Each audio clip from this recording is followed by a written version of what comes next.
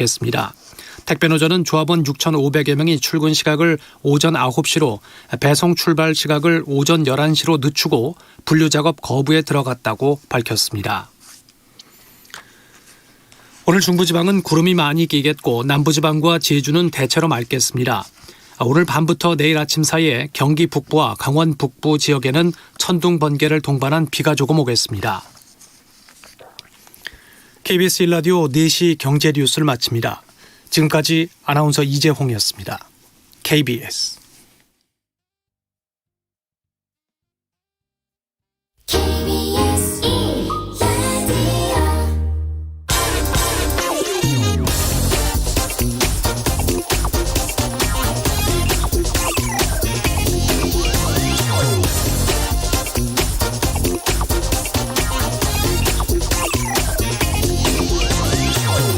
구글이 한국에서 벌어들이는 돈은 한 해 6조 원이 넘지만 한국에 내는 세금은 50억 원이 채 안 됩니다. 장사는 한국에서 하지만 세금은 서버를 두고 있는 싱가포르 정부에 냅니다. 싱가포르는 법인세율이 낮은 조세 도피처 국가 가운데 하나입니다. 그리고 아일랜드는 최저 법인세율이 7%에 불과해서 유럽에서 장사하는 많은 미국의 디지털 기업들이 여기 둥지를 지금 틀고 있습니다. 지난주 G7 재무장관 회담에서 전 세계 주요 국가들의 최저 법인세율을 15% 이상으로 올리자 이렇게 합의했습니다.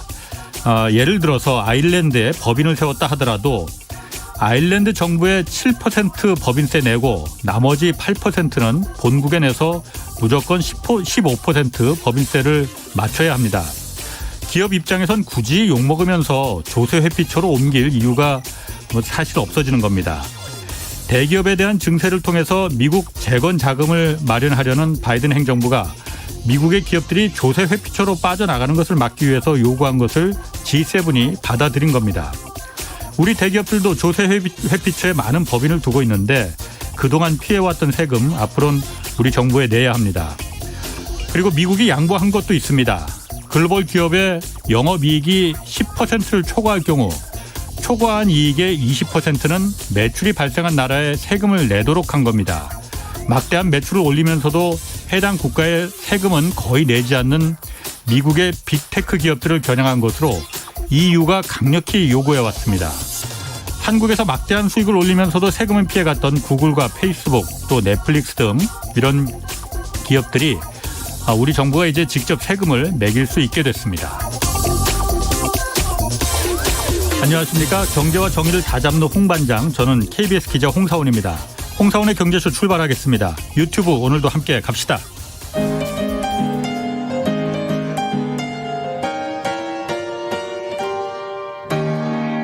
경제방송 많으면 많을수록 아무거나 들으시면 큰일 납니다. 홍사훈의 경제쇼를 전적으로 믿으세요. 네, 오늘부터 그 책 선물 이벤트 준비했습니다. 금요일까지 하루에 6분씩 추첨해서 오건영 신한은행 부부장의 새 책 부의 시나리오 그리고 김원식 문화평론가의 새 책 컨슈머 인사이트 선물로 드리겠습니다. 성함과 연락처 그리고 주소 함께 짧은 문자는 50원, 긴 문자 100원이 드는 샵 9730, 샵 9730으로 보내주시기 바랍니다. 유튜브 댓글은 안 됩니다. 자, 오늘 주제는 대출금리 그리고 가계부채 부담 그리고 이게 집값과 어떤 연관성이 있는지 좀 자세히 짚어보겠습니다. 서영수 키움증권 이사 나오셨습니다. 안녕하세요. 예, 안녕하세요. 서영수입니다. 밖에 덥죠 오늘? 좀 덥네요. 후덥지근하다. 예. 오늘 좀 더 더운 얘기 좀 많이 좀 뜨거워져야 될 텐데 요즘 저희 유튜브 댓글 조회수가 잘 안 나와서 좀 걱정이 큽니다. 오늘 좀 잘 나오도록 재미있는 얘기 좀 많이 좀 좋은 얘기를 드려야 되는데 제가 좀 안 좋은 얘기를 많이 드려서 그렇지 안 좋은 얘기라도 뭐 필요한 얘기면은. 네. 자, 요즘 은행들이 대출 금리는 계속 올라가고 있어요. 그러니까 우대 대출도 좀 줄이고 있고 그렇죠. 그 금리를 올리고 있는데 대출 한도는 또 그런데 줄이고 있단 말이에요. 예. 금리 올라가는 건 제가 이해를 하겠어요. 그런데 대출 한도는 이건 왜 줄이는 거죠? 우선은 이제 시작하기에 앞서서 우리가 이제 고민하고 공부할 게 있는데요. 예. 우리가 이제 은행 대출 얘기하는데 이게 어떻게 보면은 조금 특수한 분야, 특수한 부분만 이제 중요하다 생각하시는데 이거는 정말 중요한 사안입니다. 왜냐하면 한국은 어찌 보면은 은행 중심의 국가이고요. 예. 예, 그렇게 얘기할 수 있는 거는 전체 자금 공급의 70%를 우리나라는 은행이 담당하고 있어요. 다른 나라는 안 그래요? 미국 같은 경우에는 30% 40% 정도이고요. 그래서 주요 OECD 선진국 중에서 가장 은행 의존도가 높은 나라가 한국입니다. 그래서 사실상 경제, 어차피 돈은 이제 경제를 분석하는데 가장 중요한 게 실물 플러스 돈이잖아요. 돈의 흐름이란 말이에요. 예. 돈의 흐름을 예측하려면 사실 은행의 대출 현황 이런 것들을 꼭 봐야 됩니다. 예. 그래서 이렇게 보시면 됩니다. 대출이 줄어든다, 마이너스가 나온다 이러면 뭐 자산시장이라고 할 수 있는 부동산 시장, 그다음에 주식시장까지도 아마 굉장히 많은 영향을 미칠 것으로 보여지고요. 예. 유동성이 줄어드니까. 그렇죠. 돈이 돌아가는 그 양이 줄어드니까. 양이 줄어드니까요. 반대로 이제 증가율이 둔화되면 예. 상승률이 좀 떨어지는 현상이 나타날 겁니다. 지금 나타나는 현상은 지금 이제 과도하게 많이 증가했던 이 순증 증가율이 예. 지금 빠르게 둔화되고 있는 예. 그런 상황이다라고 볼 수 있습니다. 그래요. 예. 알겠습니다. 그러면은 네. 그건 제가 이해를 하겠어요. 네. 대출 한도를 권해서 은행이 지금 줄이는 이유는 뭐예요? 떼일까 봐? 우선은 예. 정부가 줄이라 했다 이렇게 이해하시는 게 맞을 것 같고요. 우리가 이제 과거에는 이 정부가 직접적으로 줄여라 이렇게 했을 때 줄였는데 예. 이제는 이제 그렇지는 않고요. 예. 여러 가지 이제 대출 규제 정책을 내놓잖아요. 예. 근데 이제 이렇습니다. 대출 규제와 금리 규제를 같이 하게 되면 예. 그러면 은행들이 대출 규제를 처음에는 한다고 하는데 예. 규제를 피해서 다른 형태로 대출을 하게 되거든요. 그게 그래서 잘 안 먹힙니다. 예를 들면 2017년도에 이제 파리 대책 나오고 금리를 올렸는데 예. 은행 대출이 오히려 늘어났어요. 그때는 금리가 올렸는데도 기준금리를 올렸는데도요. 그때는 뭐 인터넷 은행도 풀어주게 되고 정부가 가능하면 가격을 다시 말하면 금리를 낮추도록 요구했거든요. 예. 그러니까 이런저런 이유로 이제 다른 방법으로 대출을 늘렸던 거죠. 예. 근데 지금은 좀 상황이 다릅니다. 지금은 정부가 금리 인상을 좀 어느 정도를 용인하고 있습니다. 예. 지금 아시다시피 뭐 하는 기준금리가 올라가지 않았잖아요. 0.5%잖아요. 그렇죠. 예. 근데 신용대출 기준으로는 8개월 만에 대략 80bp, 0.8%포인트가 올랐고요. 예. 가계대출 전체만 놓고 보더라도 대략 0.3%포인트 이상 올랐습니다. 예. 굉장히 많이 올라간 거고요. 예. 뭐 이거는 뭐 기준금리 인상 이상의 효과가 있다는 거고요. 예. 그렇게 이제 대출금리를 올린다는 거는 어떻게 하는 거냐. 일반적으로 한도와 금리를 같이 올리거든요. 예, 이렇게 하는 거고요. 은행 예. 입장에서는 대출이 줄어들어도 가격을 통해서 이걸 보전할 수 있으니까 예. 충분히 이제 대출 축소를 좀 진행하고 있는 거죠. 아니 그래도 이해를 못 하겠는데 그 대출 한도를 그럼 정부가 아까 말씀하시기를 줄이라고 지금 했다는 거 아니에요? 말씀 잘 아시다시피 최근 그러니까 2020년 11월 가계 신용대출에 대해서 대출 규제가 있었잖아요. 예, 예. 그 이전에 여러 차례 주택담보대출 규제 있었고요. 전세자금 대출 규제 있었고요. 이런 것들이 많이 있었는데 별로 이게 이제 효과가 안 나타난 거죠. 왜? 금리를 계속 규제를 하니까 편법을 써서 대출을 했었는데 이제 굳이 편법을 쓸 일이 없게 된 거죠. 그러니까 이제 은행들이 적극적으로 대출을 이제 줄이기 시작하는 한도를 줄이고요. 금리를 올리고요. 이런 정책을 취하는 거죠. 그렇군요. 왜 그 정부에서 얼마 전에 그 가계종합대책 그 가계부채 종합대책 이제 그 내놨어요. 그리고 7월부터 지금 그 DSLR이란다. 용어가 참 복잡합니다. 그렇죠. 뭐 LTV, DSR, 뭐 DTV 뭐 근데 DSR이라는 걸 지금 그 적용하겠다고 하는 거잖아요. 그렇죠. 총부채 원리금 상환 비율. 어렵습니다. 그러니까 모르시는 분들 많아요. 그러니까 그게 뭔가요? 이제 원금과 이자를 보통 이제 빚을 내면 대출을 받으면 내잖아요. 근데 원금과 이자를 1년에 대략 이제 내가 내는 소득의 몇 프로를 이제 원리금을 내느냐 이렇게 계산하는 거예요. 그래서 이제 보통 40%를 규제하거든요. 상식적으로 생각해 보면은 이게 이제 소득이 이제 세후가 아니라 세전 소득이거든요. 예, 예. 그러면은 이제 세금 내야 되고요. 예. 관리비 내야 되고 교육비 내야 되고 뭐 해야 되잖아요. 그러니까 그 기준을 이제 원리금 내는 거를 40%로 해야만 예. 굳이 이 대출을 받고 또 추가로 대출을 안 할 거 아닙니까? 예, 예. 만일 그게 70%, 80%, 100%라고 가정한다라면 어떻게 됐을까요? 당연히 추가 대출을 받아서 원금과 이자를 갚아야겠죠. 아니면 예, 돌려막기 한다 이거죠. 그렇죠. 예. 아니면 원금을 갚지 않는 대출을 쓰던지요. 예. 두 가지 선택하겠죠. 그렇겠죠. 이자만 내는. 이자만 예. 내는. 대략 한국의 실질 DSR은 못해도 평균 기준으로 70에서 100% 정도 되거든요. 지금 현재 사람들이 예. 돈 빌리는데. 예. 그러니까 거의 대부분의 사람들, 상당 부분의 사람들이 예. 자기 소득으로는 예. 원리금을 못 갚는다. 그 뜻이거든요. 가만히 있어라. 예를 든다면은 네. 그러면은 지금 DSR을 지금 40% 이제 지금 규제한다는 거죠. 거잖아요. 예. 그러면은 제가 만약 연봉이 4천만 원이야. 예. 4천만 원이면은 1억으로 가정하면 쉽죠. 1억으로 가정할까요? 예. 1억으로 가정하는데 1억인데 예. 매달 갚아야 되는 그 하여튼 뭐 그 집 사는데 빌린 원금. 담보대출도 있고 네, 뭐 다 할부금도 모든 값인 있고 거죠. 예. 뭐 자동차 사는 할부금도 있고 이것도 다 그러니까 통틀어서 포함시킨다면서요. 네네. 모든 부채를. 예. 이게 한 달에 한 200만 원이야. 예. 그러면은 DSR 비율이 제가 한 어느 정도 되는 겁니까? 몇 그러면 퍼센트 이제 됩니까? 단순하게 계산하면은 한 달에 1,000만 원이잖아요. 연봉이 1억이라고 가정하면 예. 1,000만 원이면 이제 20%가 되는 거죠. 아, 그러니까 연봉 1억인 사람은 한 달에 200만 원 정도 빌리면 한 20% 정도니까 DSR 적용에 뭐 규제가 한참 좀 여유는 있네요. 근데 한 4억, 5억 빌리게 되면 예.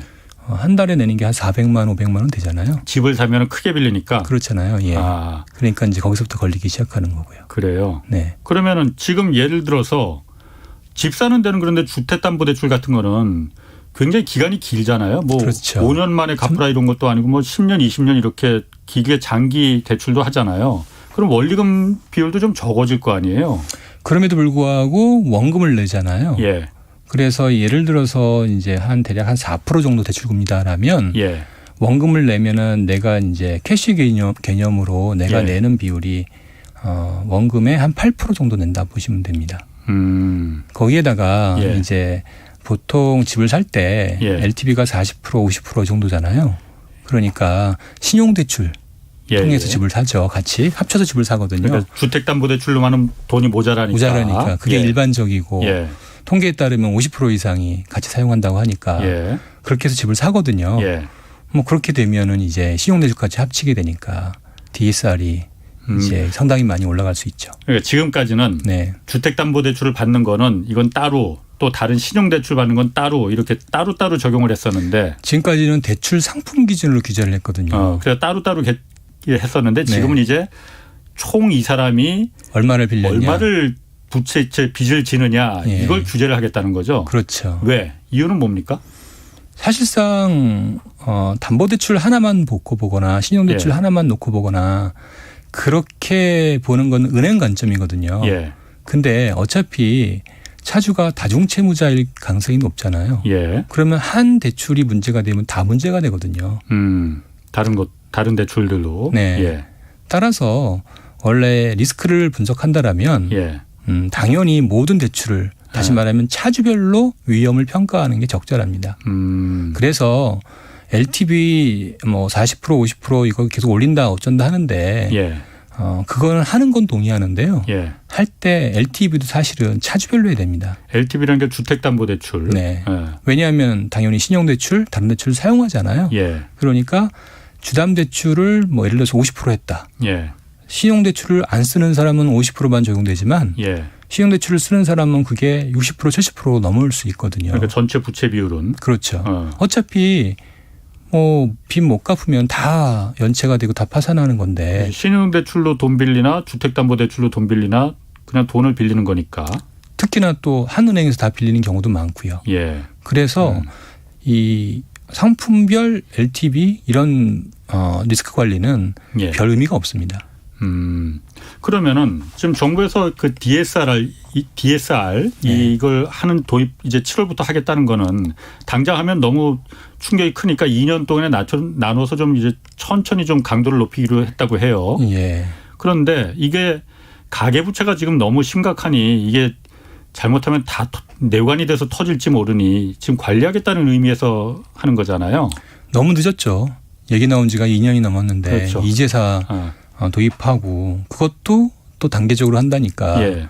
사실상 좀 뭐 뒤늦은 조치 이렇게 아니, 늦었다 느껴집니다. 하더라도 네. 지금이라도 그러니까 어쨌든 하는 거는 뭐 그나마 다행이라고 봐요. 네, 맞습니다. 그러면은 예. 근데 지금 또 정치권에서 무주택자들 그러니까 집 살 수 있는 여력을 좀 주기 위해서 어차피 자기 돈만으로는 못 사니까 LTV 아까 말한 그 담보대출 비율 이거 좀 더 높여주겠다는 거잖아요. 네, 그렇죠. 좀 반대되는 거잖아요. 이거하고 LTV하고 DSR하고 따로따로 가는 거예요? 그러게 말입니다. 현실적으로 이 부분이 좀 문제가 될 수 있는 부분이 충분히 있다 말씀드릴 수 있는데요. 다만 그래도 정부가 DSR 규제는 풀지 않았어요. 예. 그래서 DSR을 적용한다라면 어느 정도 그 과도한 이제 부채 위험을 늘리는 거는 컨트롤 된다라고 볼 수 있을 것 같아요. 그러니까 DSR을 40%로 계속 규제를 갖고 간다면은 네. 주택담보대출을 그 집값에 비례해서 내가 뭐 50%든 60%든 늘려주는 만큼 받을 수가 없는 거겠네요. 그러면은. 근데 이제 아셔야 될 건 아까 말씀드렸듯이 이게 차주별이잖아요. 예. 상품별이 아니라. 차주별이라는 거 그 개인별. 빌리는 사람. 네, 맞습니다. 그래서 상품별로 분석한다고 한들 의미가 없는 게 실질적으로 상품별로만 놓고 본다라면 LTV 뭐 60% 70% 상관없거든요. 근데 문제는 LTV 60% 70%에 신용단체를 얹혀서 그러거든요. 그렇지. 그게 문제인데 DSR을 딱 규제를 해버리면 그게 어려워지거든요. 그러니까 의미가 없는 거네요. 그러면. 그래서 큰 의미가 사실상 없고요. 또 하나는 이제 금융소비자보호법이 도입됐죠. 금소법. 이게 핵심인데요. 그게 왜? 그거하고 무슨 상관이 있죠 이게? 금소법의 핵심은 뭐냐면 과잉대출 금지하라는 거거든요. 금소법이라는 게 그렇게 알고 있잖아요. 그러니까 은행에서 뭐 그 어떤 상품 펀드나 뭐 대출 빌릴 때 자세하게 설명 안 해주고 대충 설명해주고 그냥 사인하라 하니까는 사고가 많이 터지니 그거 자세히 다 설명해줘라 이거 말하는 거 아니에요? 지난번에 설명드렸는데 다 잊어버리셨네요. 다시 한번 제가 알고 있지만은 다시 한번 좀 그 모르시는 분들이 있으니까. 핵심은 설명을 잘해라 이게 아니라요. 고객들에게 이 고객에 이 적합한 금융 상품을 제공하라는 겁니다. 은행에서. 금융회사가. 그래서 대출 상품의 경우에는 상환 능력에 맞게 대출해라라는 겁니다. 다시 말하면 뒤집어서 얘기하면 과잉 대출하지 말라. 약탈적 대출하지 말라. 만일 약탈적 대출하고 과잉 대출하면 그 책임 은행에 있다. 여태까지는 개인들한테 빌리는 사람한테 책임을 물었는데 앞으로는 금소법 도입된 이후로는 은행들 당신들이 보니까 이거 빚 갚을 능력이 없는 사람한테 빌려줬으니 당신들이 책임져 이렇게 한다는 거죠. 그렇죠. 그러면은 그 상환 능력의 기준을 어떻게 볼 거냐가 중요하잖아요. 근데 사실상 정부가 이거는 글로벌 표준이라 볼 수 있는데 DSR 40%를 상환 능력으로 본 거죠. 은행한테 그 가이드라인을 정해준 거구나 그러니까. 그 사실상 그렇죠. 그러니까 뭐 40% 넘게 대출해주면 자연히 그거는 과잉 대출인 거예요. 그러니까 특히나 이제 가계부채 종합대책, 가계부채 관리 방안이 이번에 나온 게 이제 단계별로 2년의 시한을 두고 하기로 한 거잖아요. 그리고 이제 비은행 같은 경우에도 조금은 약간의 룸을 뒀는데 금소법 기준으로는 사실상 그렇게 하기가 어려울 것 같아요. 그래서 은행들이 아마도 유예 기간을 두지 않고 내부적으로는 특히 신규 대출의 경우에는 아마 7월부터 대부분 적용하지 않을까 생각이 들어요. 그래서 모든 대출에 대해서 이렇게 적용이 되고요. 물론 일부 빠진 게 있는데 뭐 이제 전세자금 대출과 집단 대출은 빠지는데 대부분의 대출은 포함되거든요. 그렇게 해서 DSR을 계산을 해서 개개인별의 한도가 나오게 되는데 뭐 그렇게 되면은 이제 신용대출 마이너스 대출 한도가 아마 거의 대부분 절반 이하로 줄 거고요. 예, 그리고 말씀해 굳이 이 한도를 늘리려면 전부 원리금을 분할 상환해야 됩니다. 예. 그래서 아마 신용대출로 레버리지를 일으켜서 주식을 투자하신 분, 가상자산 투자하신 분, 집 투자하신 분 이런 부분들이 상당히 곤욕스러울 것으로 보여집니다. 다 영향을 미칠 것이에요. 아니 그 DSR 제도가 지금 정부에서 지금 당장 40%로 다 맞춰버리면은 그야말로 그 너무 사람들이 돈 급하게 필요한 사람들 또 이미 돈 그 빌리는 사람들이 충격이 크니 피해가 크니 2년에 걸쳐서 그러니까 올해 7월까지는 6억이 넘는 주택만 빌릴 때 이 DSR을 적용하고 그렇죠. 내년 7월부터는 대출 총액이 뭐 집 사든 뭐 그 신용대출을 받든 뭐 차량을 사는데 할부금을 받든 이게 2억을 넘을 경우에 DSR을 40%를 받고 내후년에는 1억 이렇게 단계별로 이제 적용을 한단 말이에요. 그런데 그건 정부의 가이드라인이고요. 은행에서는 이게 금융소비자보호법이 이미 시행이 됐으니 정부의 가이드라인은 이렇게 2년에 걸쳐서 단계적으로 하지만은 나중에 이게 문제가 되면은 은행 우리한테 책임을 물을 거다. 그렇죠. 그러니 대출 안 해줄 거라는 거죠. 그게 상식적으로 맞는 얘기죠. 따라서 기존 대출은 연장이라든지 이런 걸 통해서 조금은 룸을 줄 텐데 신규 대출의 경우에는 아마 그렇게 하지 않을까 생각이 들어요. 그래서 이 규제 방안은 상당히 특히나 저는 부동산 시장보다는 주식시장, 가상자산 시장 이쪽의 영향이 좀 크지 않을까 생각합니다. 그쪽이 대출 받아서 투자하는 사람들이 더 많아요, 그러면은 부동산보다? 부동산은 대출, 주택담보대출이 없어도 갭 투자라는 방식이 있거든요. 그게 훨씬 더 활성화되어 있잖아요. 그러니까 전세 끼고 사는 거. 전체 거래 대략 보면은 이번에 데이터도 보면은 지난달 4월 달에 서울의 경우에 갭 투자 비율이 52%로 나오거든요. 근데 요거는 신고한 게 52%입니다. 그래서 실제 신고하지 않고 앞으로 자기가 거주하겠다고 한 것도 있거든요. 그거 빼서 그런 거고요. 그런 것까지 포함하면은 대략 60에서 70%가 갭 투자거든요. 상식적으로 생각해 보면은 주택담보대출 가지고 집을 살 수가 없는 가격이잖아요. 그러면 지금 집 사는 사람은 당연히 전세자금 대출 끼고 전세보증금 끼고 신용대출 합치고 이렇게 대출해서 집을 사겠죠.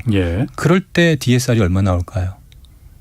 이 사람들 DSR 그렇게 해봐야 20, 30%도 안 나옵니다. 메인 대출이 주택담보대출이 아니라 전세 보증금이잖아요. 지금 정부가 이 부분에 대한 규제는 전혀 안 한 사항이에요. 그래서 2017년 이후에 지금까지 가계대출 순증의 규모를 보면 순수 주택담보대출은 10%가 채 안 됩니다. 그거밖에 안 돼요? 그 느낌상으로 훨씬 높을 것 같은데. 그렇게 보시죠. 그러니까 정부나 뭐 여러 관계자들이 자꾸 정책을 헛발질하는 가장 결정적인 이유가 시장의 실상을 너무 모른다. 그래요? 그러면은 그 주식이나 이제 그 가상화폐 투자에 이렇게 지금처럼 신용대출을 많이 끌어와서 투자한 사람들이 이제 이미 신용대출을 받은 사람들 그 적용을 받는 거예요? 결국에는 이제 계속 시간이 흘러가면 흘러갈수록 적용받겠죠. 적용을 받는다는 게 은행에서 그럼 회수를 할 거라는 얘기입니까? 어쨌든 계속 금리를 올리던 한도를 줄이던 그리고 원금을 갚게 요구하던 할 겁니다. 그러니까 금리를 올려서라도 빨리 갚아라. 그렇죠. 이렇게 할 거라는 거죠. 더군다나 최근에 주식 그다음에 해외 주식 그리고 가상자산의 주요 투자 주체가 20, 30대란 말이에요. 20, 30대가 최근에 이제 신용대출을 뭐 거의 1억 미만은 절반 가까이를 순증 기준으로 가져갔는데요. 그 돈으로 투자를 좀 많이 한 것 같아요.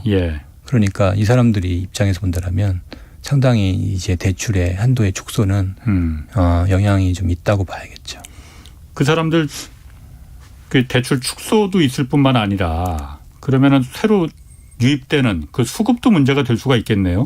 당연히 그럴 겁니다. 주식이나 가상화폐. 그런 문제가 있네. 이 DSR이 거기까지도 연계가 다 되네요. 그러면은. 맞습니다.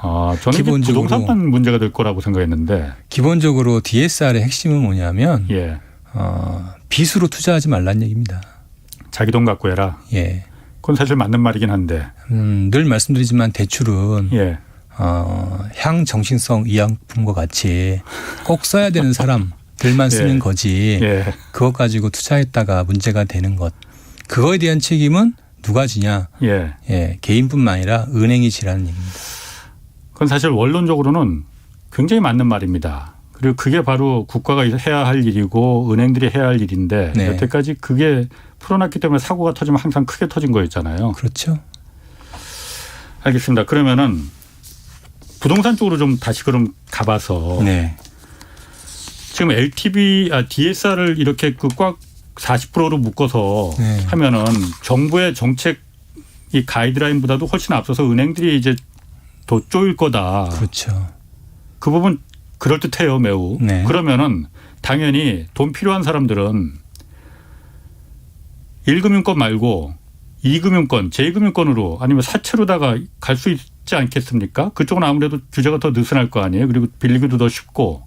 그러면은 정부가 의도한 거는 가계부채를 좀 규제하기 위해서 그러니까 좀 알아서 좀 절제해라라는 의도인데 오히려 더 이걸 악화시키는 그 역작용이 있지 않을까요? 금소법의 핵심이요. 예. 금융소비자보호법의 핵심이 동일 기능 동일 규제라고요. 예. 대출은 과거에는 뭐 저축은행, 뭐 P2P, 일반은행 다 대출 한도가 달랐거든요. 예. 이제는 그게 없어지게 돼요. 다 똑같아요? 네, 다 똑같아요. 제2금융권도? 네. 기본적으로는 그렇습니다. 그래서 과잉 대출의 기준인 이 DSR 40%에 예. 다 적용이 되는 게 예, 금융소비자보호법입니다. 다만 말씀하셨듯이 이제 그걸 도입하기에는 좀 파장이 크잖아요. 예. 그래서 약간의 유예 기간 또는 이렇게 여유를 지금 두고 있는 상황이어서 그래서 2년 동안 차근차근 실행하겠다는 거 아니에요? 하지만 금소법은 지금 시행했잖아요. 그러니까 문제되면 제2금융권이든 제1금융권이든 문제되면 예. 결국에는 그거에 대한 책임은 과잉대출이기 때문에 은행이 또는 금융회사가 책임져야 되거든요. 예. 그러니까 그것을 벗어날 수는 없어요. 그러네. 그러면 예. 뭐 제1금융권에서 못 빌린다고 해서 제2금융권으로 갈 수 있는 것도 아니네요. 그러면은. 궁극적으로는 그럴 겁니다. 그렇군요. 그러면은 이렇게 꽉 묶어놓으면은 대출을 받기가 굉장히 힘들어지면은 아까 주식시장, 가상화폐 이 자산 시장은 굉장히 위축될 거라고 얘기를 하셨어요. 부동산은 어떻습니까? 이거는 아까 말씀하시기를 부동산 같은 경우에는 갭 투자, 전세자금 끼고 투자하는 게 워낙 많아서 이렇게 생각보다 대출로다가 투자하는 사람 금액이 그렇게 많지 않다 하셨는데 부동산 시장은 영향 별로 없습니까? 2018년 상반기의 사례를 한번 2019년 상반기네요. 예. 예, 사례를 보면은 그때 이제 DSR을 처음 도입했거든요. 예. 그리고 그때 무슨 일이 있었냐면 우리가 이제 공급 얘기하잖아요. 그래서 공급이 2014년부터 2016년, 17년까지 재건축 예. 규제 완화가 진행돼 있고 예. 그 공급이 입주가 되는 시점이 2019년 상반기부터 2020년까지 진행됐거든요. 예. 그래서 대량 공급이 진행되면서 그때 전세가가 폭락하면서 역전세가 문제가 됐던 거죠. 이 두 가지가 같이 진행되니까 집값이 하락해요. 예. 예. 근데 신용대출을 규제를 해도 예. 만일 전세 가격이 올라가면은 그 효과는 크지 않습니다. 왜냐하면 지금 전세 가격이 올라간다는 건 뭐냐면 어떤 형태로든 지금 레버리지가 새로 생긴다는 뜻이잖아요. 그렇죠. 전세 보증금이 올라간다는 예. 뜻이고요. 예. 세입자는 또 어떻게 하죠? 전세자금 대출을 더 받을 거 아닙니까? 예. 전세자금 대출은 이 기준에 빠졌거든요. 예. 그러니까 뭐 이걸 통해서 또 계속 대출이 늘어나는 형태가 예. 지속될 수밖에 없는 거죠. 예. 더군다나 갭투자 방식으로 계속 투자를 하기 때문에 예. 아까 갭투자는 DSR을 반영 안 된다고 그랬잖아요. 예. 그러니까 얼마든지 갭투자는 유지할 수 있는 거예요. 중요한 핵심이 뭐냐면 전세 가격 상승이냐 아니냐의 이슈인데 예. 지금 전세 가격이 그야말로 최악인 상황입니다. 뭐 요즘 임대차 3법 완성되면서 뭐 전세 뭐 힘들다고는 해요. 네. 제가 이제 하도 이 부분이 이슈화돼서 예. 제가 이제 전수조사 형태로 샘플링 전수조사를 했습니다. 그래서 예. 서울 및 주요 지역에 가장 단지가 큰 아파트를 몇 개를 뽑아가지고 예. 실제 계약갱신이 얼마나 이루어지는지 신계약이 전세 가격이 얼마나 올랐는지를 저희가 분석을 해봤습니다. 예. 예. 계약갱신 청구권 행사 비율이 50%밖에 안 됩니다. 예. 그리고 신계약의 예. 계약 가격 상승률이 YOY 30%입니다.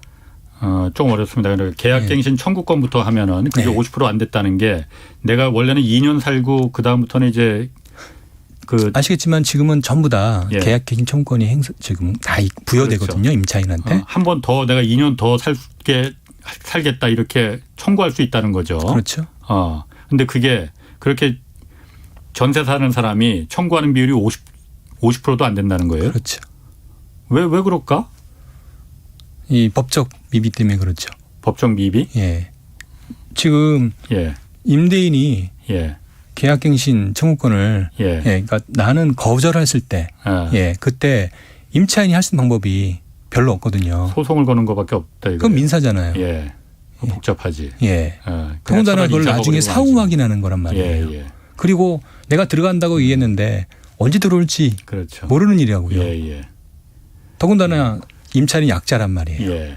정부가 그걸 보호했어야 되는데 애시당초 본질적인 문제가 있었는데 이해가 안 가는 게 그 1년이 지났잖아요. 예. 제가 여러 차례 정부에도 건의했는데 아직도 그걸 그대로 둔다는 게 좀 개인적으로 이해가 안 갑니다. 알겠습니다. 그래서 이제 전세 가격이 또 올라가고 그러면은 전세 가격이 올라가는 거하고 아까 말씀하신 이 집값이 올라가는 거하고 지금 이제 그 DSR 얘기하다가 지금 여기까지 나왔어요. 그렇죠.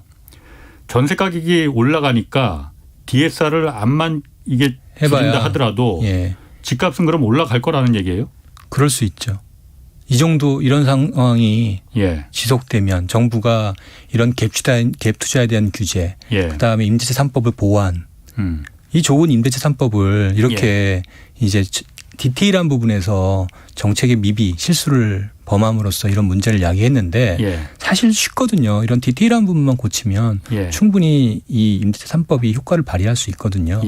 이런 것들을 정상화시킨다라면 모르지만 그런 걸 아는 상태에서 지금 그대로 놔둔다라면 이미 지금 수도권 기준 지금 집값은 아파트 기준으로 30%가 넘게 올랐잖아요. 전년 동기 대비요.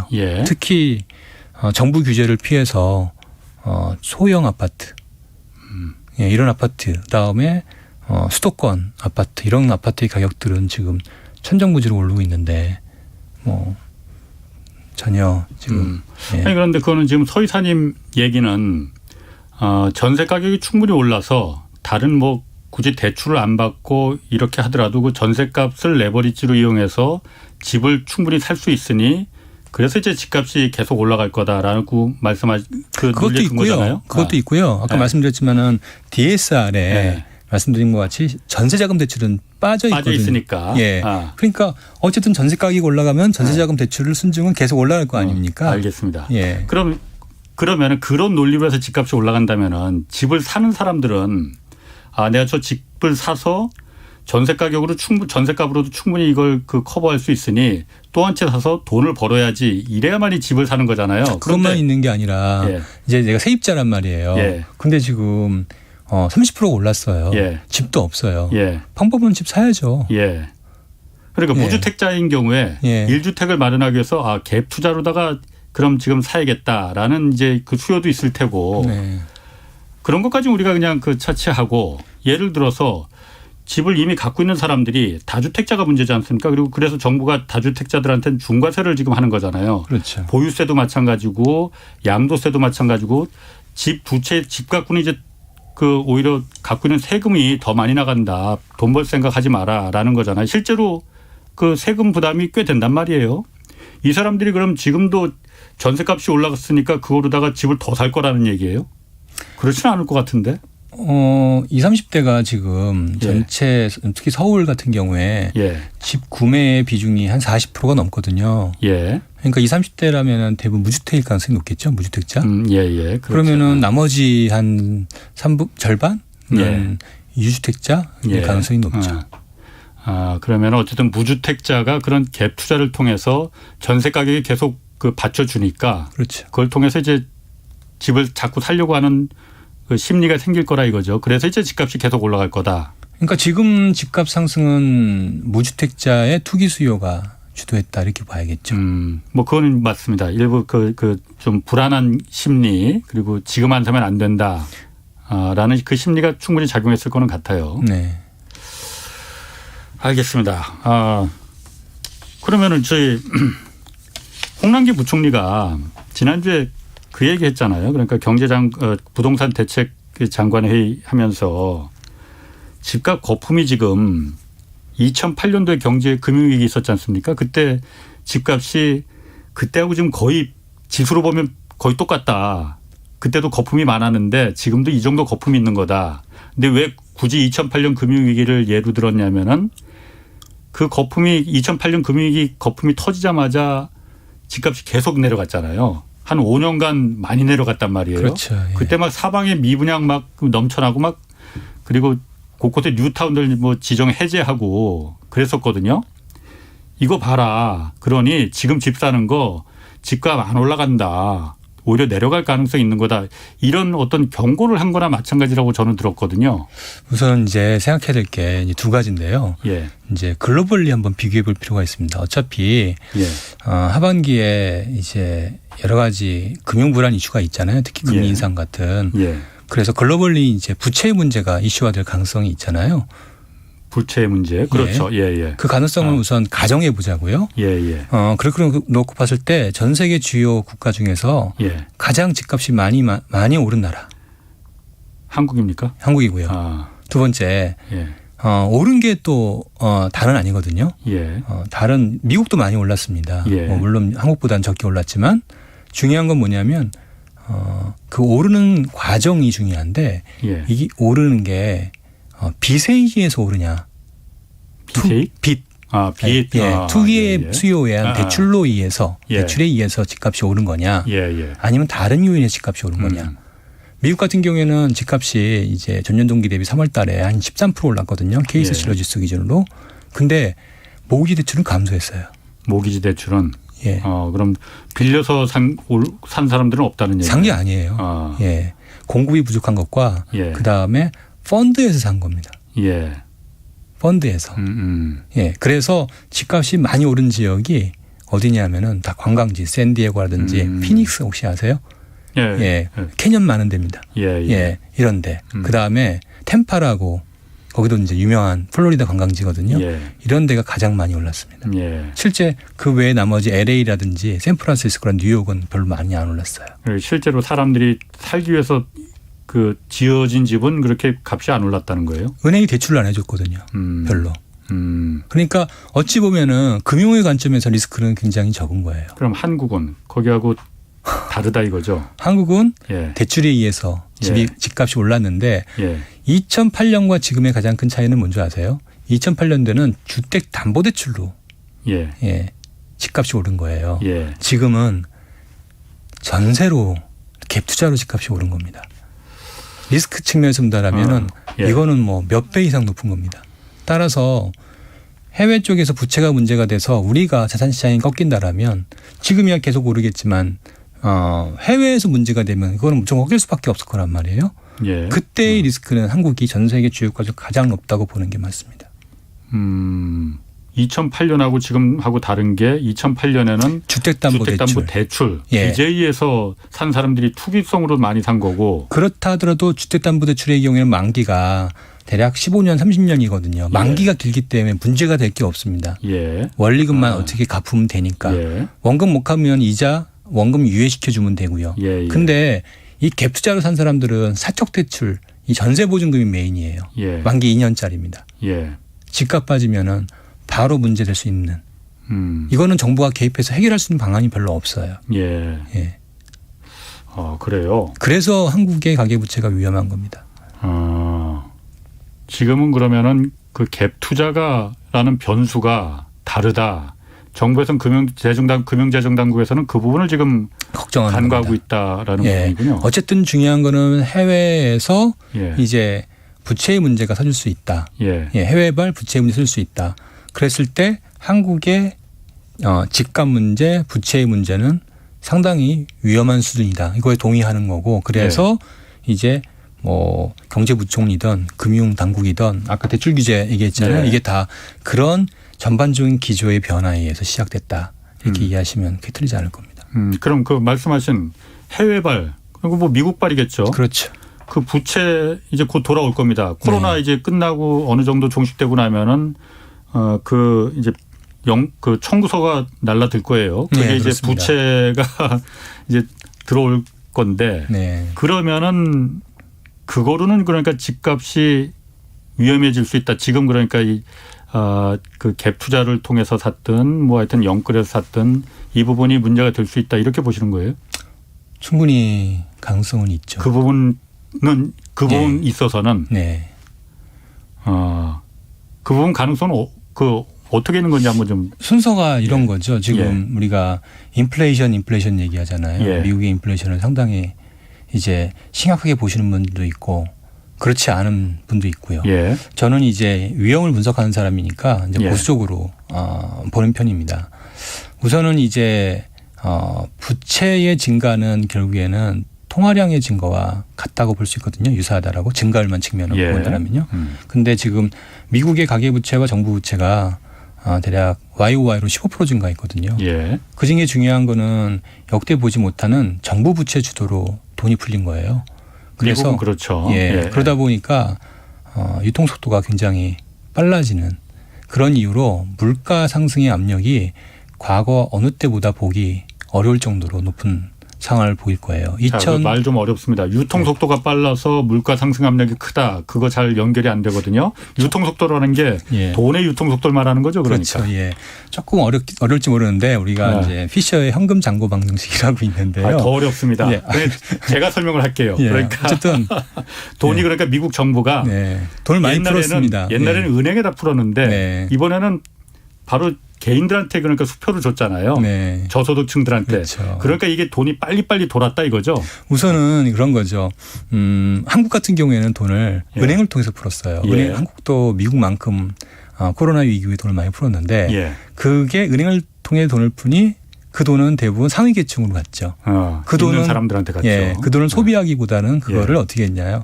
대부분 자산 투자했었잖아요. 그렇죠. 그러니까 특정 계층에 부가 집중되고 소비가 그러니까 자연히 특정 계층만 나타나고요. 그렇죠.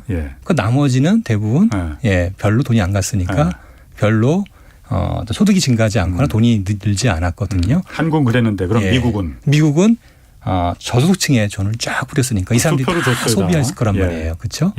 밥도 사 먹고 자동차도 사고 놀러도 다니고 그러니까 돈의 푼 효과가 한국과 비교할 때 엄청 큰 거죠. 그럼 무슨 일이 벌어지는 겁니까 그러면? 그러니까 이제 2006년 정도인가요? 그 2004년에서 6년 사이에 미국의 경우에 똑같이 한 15% 돈을 풀었는데 물가 상승률이 6%까지 올랐거든요. 근데 이번의 경우에는 최소한 2배 이상 올라가는 게 이론적으로 맞겠죠. 물가 인상이 상승률이 1년에? 그렇죠.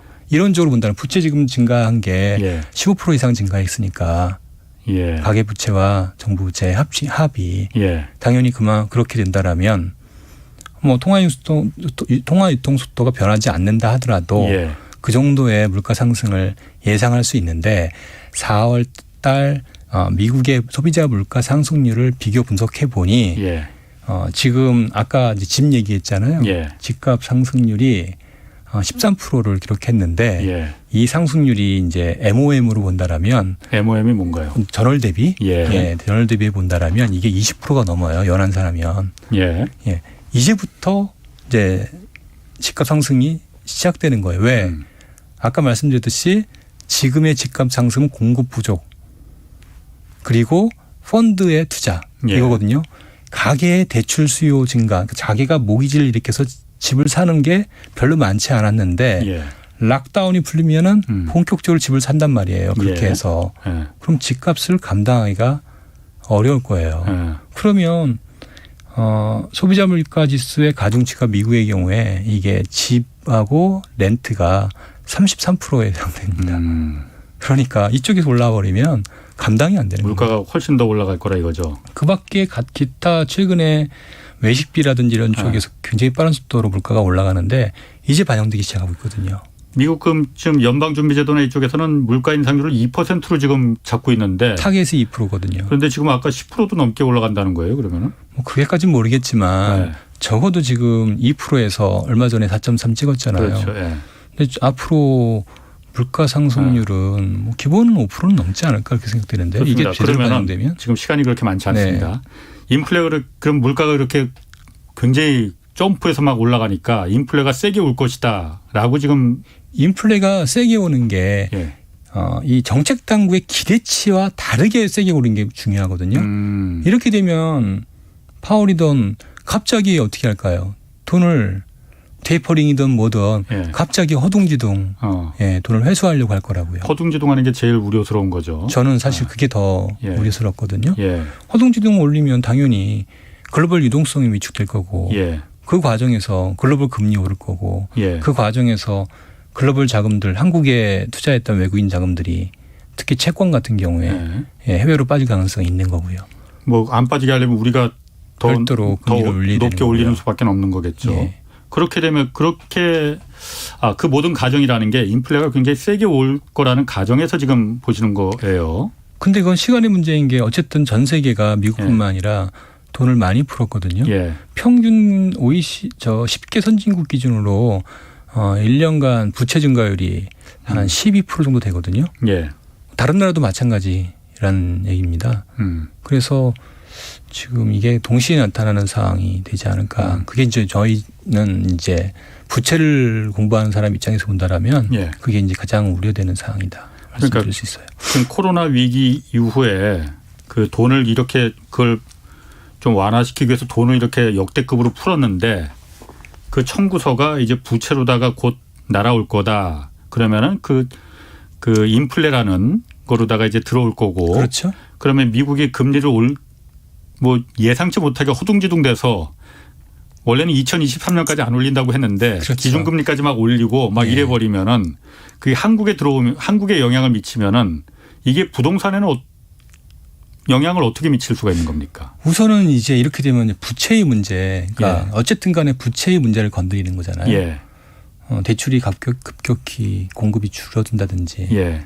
이렇게 되면은 뭐 부동산 시장도 이제 어느 정도 영향을 미치겠죠. 근데 아까는 레버리지가 이제 한꺼번에 진행되면 예. 말씀드렸지만 어차피 부동산도 자산이거든요. 예. 심리가 굉장히 클 거라고요. 예. 어쨌든 이런 현상이 글로벌리 나타난다라면 가장 유동성이 떨어지는 부동산에 대한 이제 매도 압력들이 뭐 상당히 생길 수 있죠. 아까 말씀하시기는 어쨌든 한국의 부동산은 2008년하고도 달리 그러니까 빚내서 산 거보다는 갭 투자 전세 그 빚내서 산 거니까요. 아니 그러니까 예. 빚내서 샀다고 내 돈으로 산 게 얼마 안 되니까. 전세 들어온 사람이 또 빚을 냈으니까. 아니 어쨌든 전세 예. 보증금 내가 집을 10억짜리 살 때 전세 보증금 7억에 신용대출 1억에 이렇게 해서 산 거 아닙니까? 그러면 LTV 80에서 90%에 산 건데 집값 뭐 10% 20% 빠지면 바로 깡통이거든요. 전세값이 그러면 전세값도 내려가고 그러면 그게 연쇄적으로 하나하나 도미노처럼 다 쓰러뜨리겠군요. 그러면은. 그게 이제 2009년 상반기 나타난 현상이거든요. 그때 그래서 전세 가격이 역전세가 나타나면서 집값이 경기도 지역을 중심으로 급격히 하락했거든요. 그렇군요. 네. 그럼 지금 말씀하시는 거 보니까 어쨌든 미국에서 인플레이션이 역대급으로 올지 안 올지는 모르겠어요. 그렇게 온다는 분들도 많이 있고 그렇지 않고 그냥 관리 가능한 그런 정도 수준으로 올 거라는 분들도 많이 있고 그러면은 그 시점은 언제쯤이라고 그럼 소 이사님은 예상하고 계세요?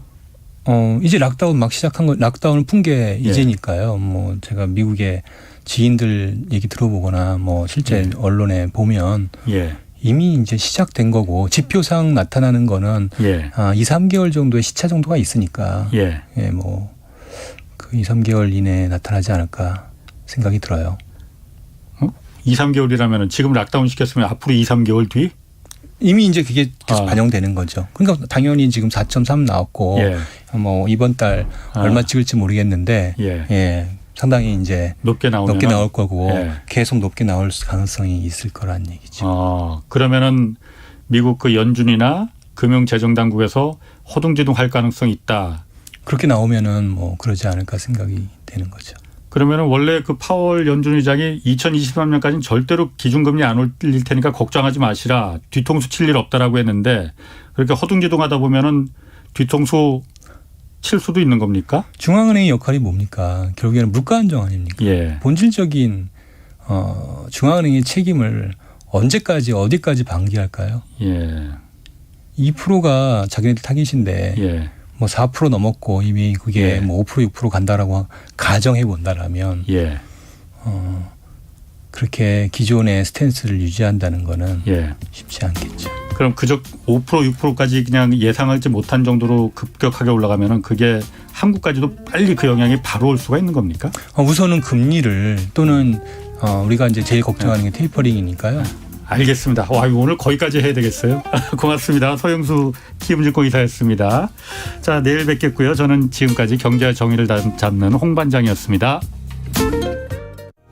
투표는 헌법이 보장한 국민의 주권이에요. 제 민주주의 가치에는 좀 반하는 거예요. 그리고 성문법의 법과 양심에 따라서 헌법에 기반을 둔 가치로 생각해 봤을 때는 매일 아침 정의를 위해 달리는 남자 최경영.